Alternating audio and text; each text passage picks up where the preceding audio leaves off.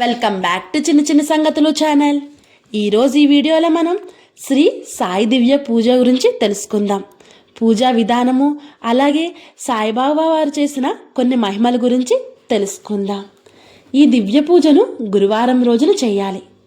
ఈ దివ్య పూజ మొదలుపెట్టే ముందు మనం 5 కానీ 7, 9, 11, 21, 51 ఇత్యాది గురువారాలు పూజ చేయుటకు సంకల్పం చేసుకోవాలి. ఈ దివ్య పూజను కేవలం స్త్రీలు మాత్రమే కాదు, పురుషులు, పిల్లలు కూడా చేయవచ్చును. ఈ శ్రీ సాయి దివ్య పూజ జాతి, మత, కుల, ధర్మభేదాలు లేకుండా ఎవరైనా చేయవచ్చు. ఈ శ్రీ సాయి దివ్య పూజను సంపూర్ణ శ్రద్ధ కలిగి మరియు పవిత్రమైన భావనతో చేయగలరు. ఈ పూజ ఉపవాసం చేసి చేయకూడదు, అనగా దివ్య పూజ చేసేవాళ్ళు ఫలహారం, భోజనం తిని చేయగలరు. పూజ చేయు పద్ధతి గురించి తెలుసుకుందాం. శ్రీ సాయి దివ్య పూజ అత్యంత అద్భుత చమత్కారమైన పూజ. దివ్య పూజ చేసే ముందు అరచేయంత ఒక తల్ల రుమాలు తీసుకుని పసుపు నీళ్ళలో ముంచి దాన్ని తీసి ఎండబెట్టి తయారుగా ఉంచుకోవాలి. గురువారం రోజు తూర్పు దిశలో బాబాగారి ప్రతిమ లేదంటే ఒక ఫోటో కానీ పెట్టి చిన్న ఆసనం తయారు చేసుకోవాలి. ఆసనంపై ఆ స్వచ్ఛమైన బట్టను పరిచి బాబాగారిని కూర్చోండబెట్టగలరు. తదనంతరం బాబాగారికి చందనం, తిలకం పెట్టి తమ శ్రద్ధ, భక్తి, శక్తిని బట్టి సుగంధ పుష్పాలను మాలగా చేసి బాబాగారి మెడలో వేయగలరు. నేతితో దీపం వెలిగించి అగరబత్తి, ధూపం కూడా వెలిగించగలరు. బాబాగారి పూజలో శ్రీ గణేష్ మరియు మీ యొక్క కులదేవత ఫోటో కానీ ప్రతిమ కానీ కూర్చోబెట్టగలరు. దివ్య పూజకు తయారు చేసుకున్న పిదప బాబాగారి ఎదుట కూర్చొని ఆరబెట్టి ఉంచిన పసుపు రుమాల్లో 1 రూపాయి లేక 2 రూపాయి బిళ్ళ పెట్టి మీ మనస్సులో కోరికను బాబాగారికి చెప్పుకొని ఆ కోరికను తీర్చమని మనసారా ప్రార్థిస్తూ 5, 7, 9, 11, 21, 51 గురువారాలు ఈ పూజను చేయడానికి మొక్కుకొని ముడిపి కట్టగలరు. ఈ ముడిని బాబాగారి శ్రీచరణంలో ఉంచగలరు. మొక్కుముడి మొదటి గురువారం మాత్రమే చేయగలరు, మిగిలిన గురువారాలు అవసరం లేదు. దివ్య పూజ చేసే ముందు మీ వద్ద కొన్ని విడుపులు ఉంచుకోగలరు. ఈ పుస్తకంలో ముందుగా ఇచ్చిన శ్రీ సాయి స్వరూపంకు నమస్కారం చేయగలరు. తదనంతరం శ్రీ సాయి అష్టోత్తర శతనామాలు చదవగలరు. అష్టోత్తరం చేసేటప్పుడు పూలు కానీ లేదా పూల రేకులు కానీ బాబాగారి ఫోటో దగ్గర లేదా ప్రతిమ పైన వేస్తూ పూజించాలి. పిదప దివ్య పూజలో ఇవ్వబడిన 6 అధ్యాయాలు చదవగలరు మరియు శ్రీ సాయి స్మరణ చేయగలరు. హారతి చేసి ప్రసాదంలో కిచిడీని పెసరపప్పుతో చేసిన పులుగం నైవేద్యంగా పెట్టగలరు. మొక్కుకున్న గురువారాలు పూర్తి అయ్యేటప్పుడు ఆఖరి గురువారం నాడు ఈ పుస్తకంలో ఇచ్చిన రీతిలో ఉద్యాపన చేయగలరు. ఆఖరి గురువారం నాడు ముత్తైదులకు కానీ, ఆడపిల్లలకు కానీ, మగవారికి కానీ, పిల్లలైనా పెద్దలైనా ఎంతమందిని మీరు పిలవగలిగితే అంతమందిని పిలిచి కిచిడీని ప్రసాదంగా ఇచ్చి ఈ పుస్తకాన్ని కానుకగా ఇవ్వగలరు. మీ ఇష్ట ప్రకారంగా ఎన్ని పుస్తకాలైనా పంచవచ్చును. మన సద్గురువు మహిమను చాటి చెప్పే ఈ దివ్య పూజ పుస్తకం ఎవరైనాను ఎన్నడైనాను పంచవచ్చును. ఎన్ని ఎక్కువ పంచగలరో అంత ఎక్కువ ఫలితం దొరుకును. శ్రీ సాయి ఆశీర్వాదం ప్రాప్తిస్తుంది. ఈ దివ్య పూజ ఏమీ తినకుండా చేయకూడదు. బాబాగారికి ఉపవాసం చేయడం అస్సలు ఇష్టం ఉండదు. అందుచే భక్తులు ఫలహారం లేదా భోజనం తప్పకుండా తీసుకోగలరు. బాబాగారు చెప్పేవారు, ఎవరైనా ఖాళీ కడుపుతో నన్ను స్మరిస్తే, నా పూజ చేస్తే నేను స్వీకరించను అని.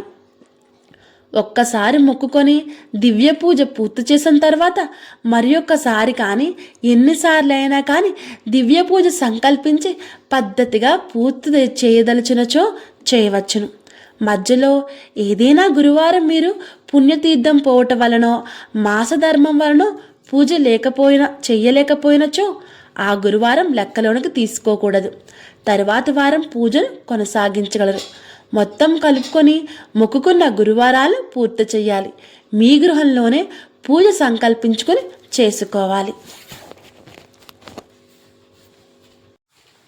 శ్రీ సాయి అష్టోత్తర శతనామావళి.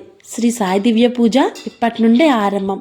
పూజ చేసే ముందు అష్టోత్తరానికి ప్రతి అష్టోత్తరానికి ఒక పుష్పాన్ని కానీ లేదా పుష్పరేకుల్ని కానీ బాబావారి వద్ద వేస్తూ పూజ చేయాలి. ఓం శ్రీ సాయి నాథాయ నమః. ఓం శ్రీ సాయి లక్ష్మీ నారాయణాయ నమః.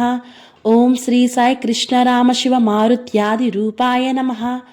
ఓం శ్రీ శేషశాయినే నమః. ఓం శ్రీ సాయి గోదావరి తట షిరిడీ వాసినే నమః. ఓం శ్రీ సాయి భక్త హృదయాలయాయ నమః. ఓం శ్రీ సాయి సర్వహృద్వాసినే నమః. ఓం శ్రీ సాయి భూతవాసాయ నమః. ఓం శ్రీ సాయి భూత భవిష్యద్భావ వర్జితాయ నమః. ఓం శ్రీ సాయి కాలాతీతాయ నమః. ఓం శ్రీ సాయి కాలాయ నమః. ఓం శ్రీ సాయి కాలాయ నమః. ఓం శ్రీ సాయి కాలదర్పధమనాయ నమః. ఓం శ్రీ సాయి మృత్యుంజయాయ నమః. ఓం శ్రీ సాయి అమర్త్యాయ నమః. ఓం శ్రీ సాయి మత్యభయప్రదాయ నమః. ఓం శ్రీ సాయి జీవాధారాయ నమః. ఓం శ్రీ సాయి సర్వాధారాయ నమః. ఓం శ్రీ సాయి భక్తవన సమర్థాయ నమః. ఓం శ్రీ సాయి భక్తవన ప్రతిజ్ఞాయ నమః. ఓం శ్రీ సాయి అన్నవస్త్రదాయ నమః. ఓం శ్రీ సాయి ఆరోగ్యక్షేమదాయ నమః. ఓం శ్రీ సాయి ధనమాంగళ్యప్రదాయ నమః. ఓం శ్రీ సాయి బుద్ధిసిద్ధిప్రదాయ నమః.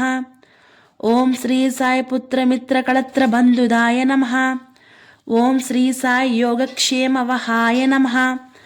ఓం శ్రీ సాయి ఆపద్బాంధవాయ నమః.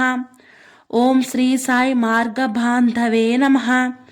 ఓం శ్రీ సాయి భుక్తి ముక్తి స్వర్గపవర్గదాయ నమః. ఓం శ్రీ సాయి ప్రియాయ నమః. ఓం శ్రీ సాయి ప్రీతివర్ధనాయ నమః. ఓం శ్రీ సాయి అంతర్యామినే నమః. ఓం శ్రీ సాయి సచ్చిదాత్మనే నమః. ఓం శ్రీ సాయి నిత్యానందాయ నమః. ఓం శ్రీ సాయి పరమసుఖదాయ నమః. ఓం శ్రీ సాయి పరమేశ్వరాయ నమః. ఓం శ్రీ సాయి పరబ్రహ్మణే నమః. ఓం శ్రీ సాయి పరమాత్మనే నమః. ఓం శ్రీ సాయి జ్ఞానస్వరూపిణే నమః. ఓం శ్రీ సాయి జగద్పిత్రే నమః. ఓం శ్రీ సాయి భక్తానాం మాతృదాతృపితామహాయ నమః. ఓం శ్రీ సాయి భక్తాభయప్రదాయ నమః. ఓం శ్రీ సాయి భక్తాపరాధీనాయ నమః. ఓం శ్రీ సాయి భక్తానుగ్రహకరాయ నమః. ఓం శ్రీ సాయి శరణాగత వత్సలాయ నమః. ఓం శ్రీ సాయి భక్తి శక్తిప్రదాయ నమః. ఓం శ్రీ సాయి జ్ఞాన వైరాగ్యప్రదాయ నమః. ఓం శ్రీ సాయి ప్రేమప్రదాయ నమః. ఓం శ్రీ సాయి సంశయ హృదయ దౌర్బల్య పాపకర్మ వాసనాక్షయకరాయ నమః. ఓం శ్రీ సాయి హృదయ గ్రంథి భేదకాయ నమః. ఓం శ్రీ సాయి కర్మధ్వంసినే నమః. ఓం శ్రీ సాయి శుద్ధస్వత్వ స్థితాయ నమః. ఓం శ్రీ సాయి గుణాతీత గుణాత్మనే నమః. ఓం శ్రీ సాయి అనంత కళ్యాణ గుణాయ నమః. ఓం శ్రీ సాయి అమిత పరాక్రమాయ నమః. ఓం శ్రీ సాయి జయినే నమః. ఓం శ్రీ సాయి దూర్దర్శక్షోభ్యాయ నమః. ఓం శ్రీ సాయి అపరాజితాయ నమః. ఓం శ్రీ సాయి త్రిలోకేషు అవిఘాతగతయే నమః. ఓం శ్రీ సాయి అశక్యరహితాయ నమః. ఓం శ్రీ సాయి సర్వశక్తిమూర్తయే నమః. ఓం శ్రీ సాయి స్వరూపసుందరాయ నమః. ఓం శ్రీ సాయి సులోచనాయ నమః. ఓం శ్రీ సాయి బహురూప విశ్వమూర్తయే నమః. ఓం శ్రీ సాయి అరూపావ్యక్తాయ నమః. ఓం శ్రీ సాయి అచింత్యాయ నమః. ఓం శ్రీ సాయి సూక్ష్మాయ నమః. ఓం శ్రీ సాయి సర్వంతర్యామిణే నమః. ఓం శ్రీ సాయి మనోవాగతీతాయ నమః. ఓం శ్రీ సాయి ప్రేమమూర్తయే నమః. ఓం శ్రీ సాయి సులభదుర్లభాయ నమః. ఓం శ్రీ సాయి అసహ్యసహయాయ నమః. ఓం శ్రీ సాయి అనాథనాదీనబాంధవే నమః. ఓం శ్రీ సాయి సర్వభారభృతే నమః. ఓం శ్రీ సాయి అకర్మణే కర్మసుకర్మణే నమః. ఓం శ్రీ సాయి అసహ్యసహ్య నమః. ఓం శ్రీ సాయి పుణ్యశ్రవణ కీర్తనాయ నమః. ఓం శ్రీ సాయి తీర్థాయ నమః. ఓం శ్రీ సాయి వాసుదేవాయ నమః. ఓం శ్రీ సాయి సతాంగతయే నమః. ఓం శ్రీ సాయి సత్పరాయణాయ నమః. ఓం శ్రీ సాయి లోకనాథాయ నమః. ఓం శ్రీ సాయి పావనానఘాయ నమః. ఓం శ్రీ సాయి అమృతాంశవే నమః. ఓం శ్రీ సాయి సత్పారాయణాయ నమః. ఓం శ్రీ సాయి భాస్కర ప్రభాయ నమః. ఓం శ్రీ సాయి బ్రహ్మచర్య తపశ్చర్యా సువ్రతాయ నమః. ఓం శ్రీ సాయి సత్యధర్మపరాయణాయ నమః. ఓం శ్రీ సాయి సిద్ధేశ్వరాయ నమః. ఓం శ్రీ సాయి సిద్ధ సంకల్పాయ నమః. ఓం శ్రీ సాయి యోగేశ్వరాయ నమః. ఓం శ్రీ సాయి భగవతే నమః. ఓం శ్రీ సాయి భక్తవత్సలాయ నమః. ఓం శ్రీ సాయి సత్పురుషాయ నమః. ఓం శ్రీ సాయి పురుషోత్తమాయ నమః. ఓం శ్రీ సాయి సత్యతత్వబోధకాయ నమః. ఓం శ్రీ సాయి కామాదిషడ్వే రిద్వంసినే నమః. ఓం శ్రీ సాయి అభేదానంద అనుభవప్రదాయ నమః. ఓం శ్రీ సాయి సర్వమత సమ్మతాయ నమః. ఓం శ్రీ సాయి శ్రీ దక్షిణామూర్తయే నమః. ఓం శ్రీ సాయి శ్రీ వెంకటేశరమణాయ నమః. ఓం శ్రీ సాయి అద్భుతానంతచర్యాయ నమః. ఓం శ్రీ సాయి ప్రపన్నార్తిహరాయ నమః. ఓం శ్రీ సాయి సంసార సర్వదుఃఖక్షయకరాయ నమః. ఓం శ్రీ సాయి సర్వతోముఖాయ నమః. ఓం శ్రీ సాయి సర్వాంతర్బహిస్థితాయ నమః. ఓం శ్రీ సాయి సర్వమంగళకరాయ నమః. ఓం శ్రీ సాయి సర్వాభిష్టప్రదాయ నమః. ఓం శ్రీ సాయి సమరస సన్మార్గస్థాపనాయ నమః. ఓం శ్రీ సాయి సమద సద్గురు శ్రీ సాయినాథాయ నమః. అష్టోత్తరం సమాప్తం. శ్రీ సాయి అష్టోత్తర శతనామావళి పూర్తయినది. సాయి అష్టోత్తరం పూర్తయిన తరువాత 6 అధ్యాయాలుగా 6 కథలు ఉన్నాయి. ఈ కథలు బాబా గారు వారి జీవితంలో చేసిన మహిమల గురించి మనకి చెబుతున్నారు. అధ్యాయానికి ఒక పుష్పంగా తీసుకొని అధ్యాయం పూర్తయిన తరువాత ఆ పుష్పాన్ని బాబా గారి పాదాల చెంత పెట్టాలి. విచ్ఛిన్నం కాబోయే కాపురాన్ని నిలబెట్టారు. వంశోద్ధారకుడు జన్మించాడు. ఒకరోజు సాయంత్రం నేను నా ఆఫీస్ నుండి బీబీ కేర్ సెంటర్కి వెళ్ళి బాబుని తీసుకుని ఇంటికి వచ్చాను. మా ప్రక్కింటి ఆవిడ వచ్చి నాతో, వదిన మీతో కొంచెం మాట్లాడాలి అని అడిగింది. తన ముఖం వాడిపోయి ఉండటం చూసి నాకు మంచిగా అనిపించలేదు. మనసులో చాలా బాధ కలిగింది. అదే మాట నేను ఆమెను అడిగాను, ఎందుకలా ఉన్నావు, ఏమిటి విషయం, నాతో ఏమైనా ముఖ్యమైన విషయం మాట్లాడాలా, మనసు విప్పి మాట్లాడు, బాబాగారి దయ వల్ల నాకు చేతనయ్యేంత సహాయం నీకు నేను చేయడానికి ప్రయత్నిస్తాను. అప్పుడు ప్రక్కింటి ఆవిడ ఏడుపు మొదలుపెట్టింది. ఏడుస్తూనే, వదిన ఏమి చెప్పను, నేను ఇల్లు వదిలి వెళ్ళిపోతున్నాను, నేను చాలా బాధల్లో ఉన్నాను. నాకు ఆ మాటలు చాలా ఆశ్చర్యం కలిగించాయి. ఎందుకంటే అప్పుడు ఆమె గర్భవతి. అంతకుముందు ఆమెకి 3 సంవత్సరాల వయసు గల ఒక పాప. ఇలాంటి పరిస్థితిలో ఆమె నిర్ణయం నాకు చాలా పెద్ద తప్పుగా కాగలదు అనిపించింది.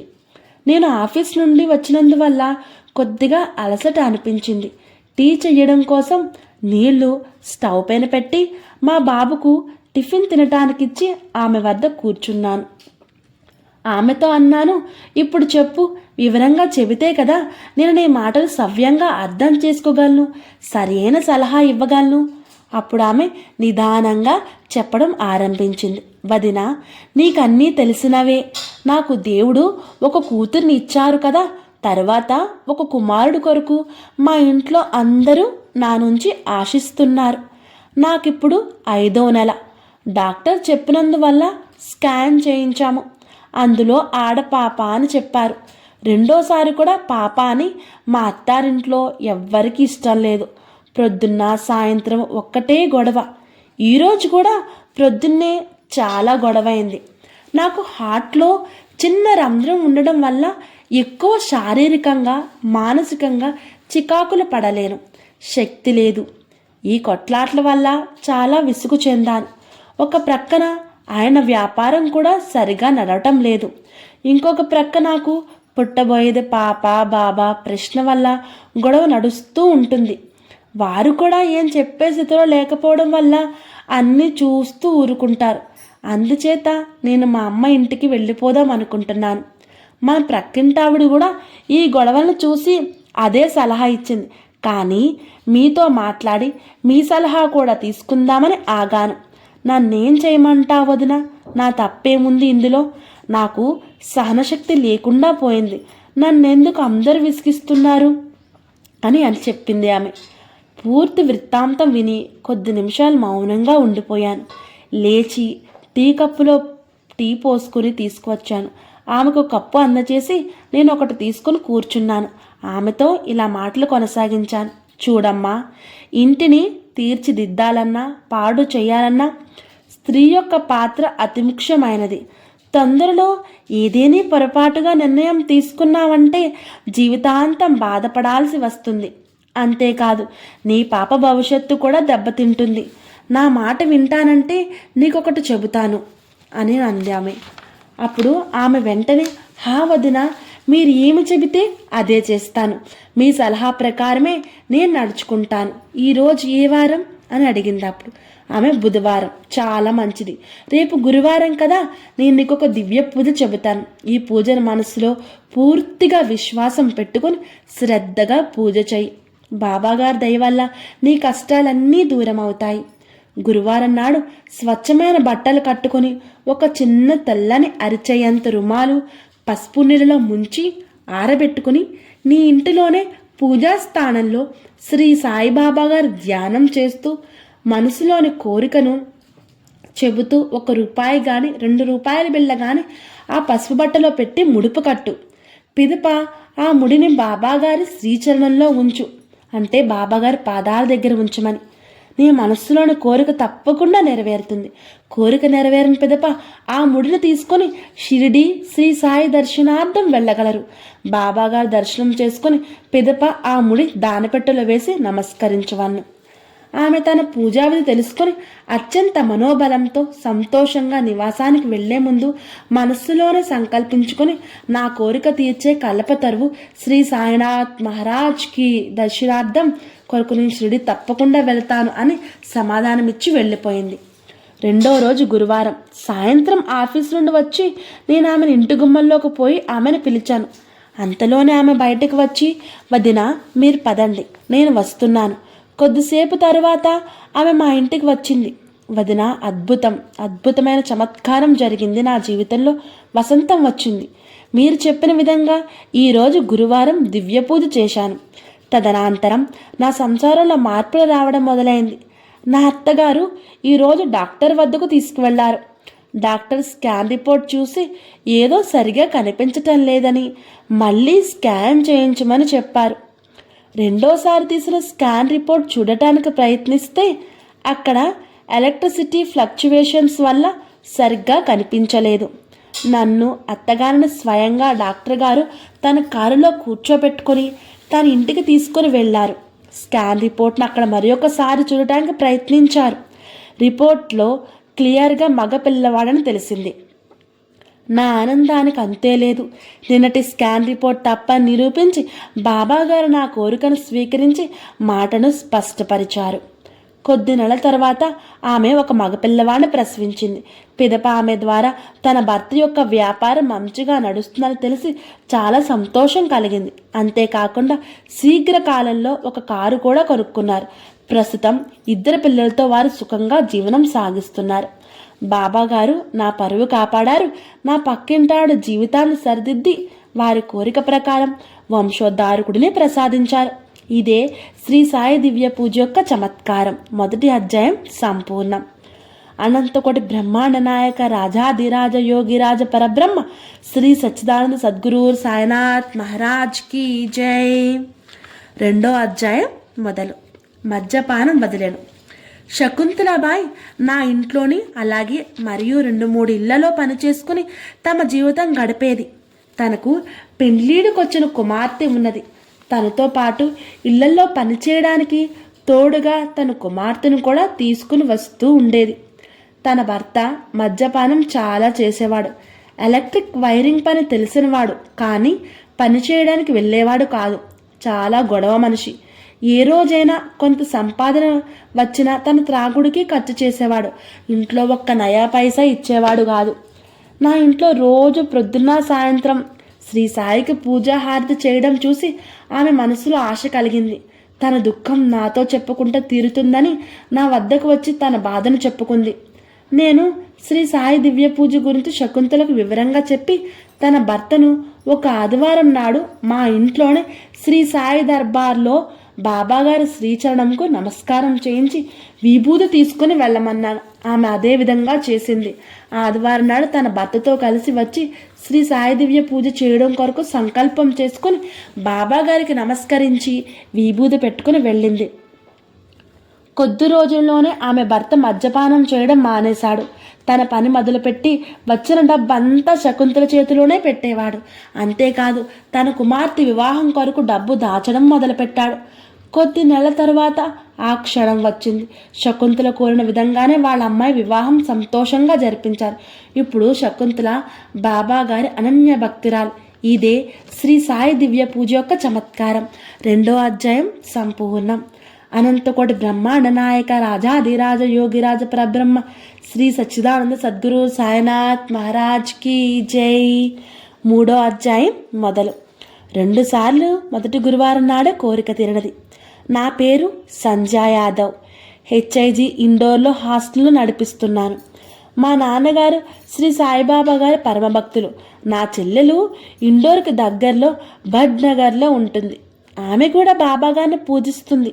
ఒకరోజు ఆమె నాకు ఫోన్ చేసి, అక్క, ఇండోర్లో అనూప్ నగర్లో ఉండే శ్రీమతి కె పద్మావతి గారింట్లో బాబాగారి దర్బారు ఉంది. అక్కడ నుంచి శ్రీ సాయి దివ్య పూజ కొన్ని పుస్తకాలు నాకు పంపించు. నేను శ్రీమతి కె పద్మావతి ఇంటిలోని శ్రీ సాయి దర్బారుకు వెళ్ళాను. అక్కడ నుండి కొన్ని శ్రీ సాయి దివ్య పూజ పుస్తకాలు తీసుకొని బడ్నగర్లో ఉండే నా చెల్లెలకు పంపించాను. అందు నుండి ఒక పుస్తకం నా గురించి ఉంచుకున్నాను. నేను కూడా శ్రీ సాయి దివ్య పూజ 5 గురువారాలు మొక్కుకొని విధిపూర్వకంగా పూజ చేయడం ప్రారంభించాను.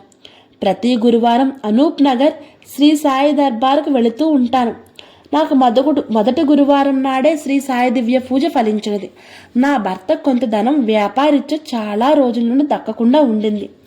మొట్టమొదటి గురువారం నాడే ఆ ధనం నాకు అప్రయాసంగా ప్రాప్తమైంది. నాకు చాలా ఆనందంతో పాటు ఆశ్చర్యం కలిగింది. నా చిన్న కూతురు ఈషా మహారాష్ట్రలో చదువుతుంది. రాత్రిపూట ఒకరోజు 8 గంటలకు చాలా గాబరాగా నాకు ఫోన్ చేసింది. రేపు నా 2వ సెమిస్టర్ ఫలితాలు వస్తున్నాయి. ఇక్కడ అందరూ చెబుతున్నారు 17% మాత్రమే ఫలితాలు వచ్చాయని, 17% మాత్రం మందే పాస్ అయ్యారు పిల్లలు అని చెప్పి అనింది. నాకు చాలా భయంగా ఉంది అని చెప్పింది. నేను పాస్ అవ్వాలి, భగవంతుని ప్రార్థించు అమ్మా అని చెప్పింది. నేను ఈషాకు ధైర్యం చెప్పాను. ఆ రోజు బుధవారం. ఆ మర్నాడే నా మొదటి గురువారం మొక్కు 5 వారాలు సంపూర్ణమవుతున్నాయి. బాబాగారిని వేడుకొని ఈషా గురించి 5 గురువారం మొక్కు సంకల్పించుకున్నాను. 2వ రోజు గురువారం మధ్యాహ్నం 4 గంటలకు ఈషా ఫోన్ చేసింది. చాలా సంతోషంగా తన పాస్ అయిన విషయం చెప్పింది. ఈ విధంగా నా 2 కోరికలు మొదటి గురువారం నాడే తీరినవి. నేను మొక్కుకున్న ప్రకారంగా 5 గురువారాలు యథావిధిగా శ్రీ సాయి దివ్య పూజ చేశాను. బాబా గారి కృతజ్ఞతలు తెలుపుకున్నాను. ఇదే శ్రీ సాయి దివ్య పూజ యొక్క చమత్కారం. 3వ అధ్యాయం సంపూర్ణం. అనంతకోటి బ్రహ్మాండ నాయక రాజాధిరాజ యోగిరాజ పరబ్రహ్మ శ్రీ సచ్చిదానంద సద్గురు సాయినాథ్ మహారాజ్ కి జై. 4వ అధ్యాయం మొదలు. సొంత ఇల్లు కొనగలిగాను. నా పేరు వందనా రావ్. బాల్గాజ్ మన్సూర్లో నివసిస్తున్నాను. ఒక ఇల్లు అద్దెకు తీసుకుని ఉంటున్నాను. ప్రతి ఒక్కరికి వారి వారి జీవితంలో సొంతంగా ఒక ఇల్లు ఉండాలని కళ్ళకనే హక్కు ఉంటుంది. అలాగే నేను కూడా నా జీవిత ధ్యేయంగా భావించేదాన్ని. ఎప్పటికైనా ఒక సొంత ఇల్లు ఉండాలని, నేను అద్దెకు ఉండే ఇల్లే కొనుక్కోవాలని మనసారా ఆశపడేదాన్ని.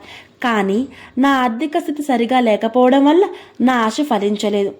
మన్సూర్లోని ఫారెస్ట్ కాలనీలో శ్రీ సాయిబాబా గారి మందిరం ఉంది. నేను ఆ మందిరానికి తరచూ వెళుతూ ఉంటాను. అక్కడ ఒక శ్రీ సాయి భక్తుడు శ్రీ అనిల్ తివారీ గారితో పరిచయం కలిగింది.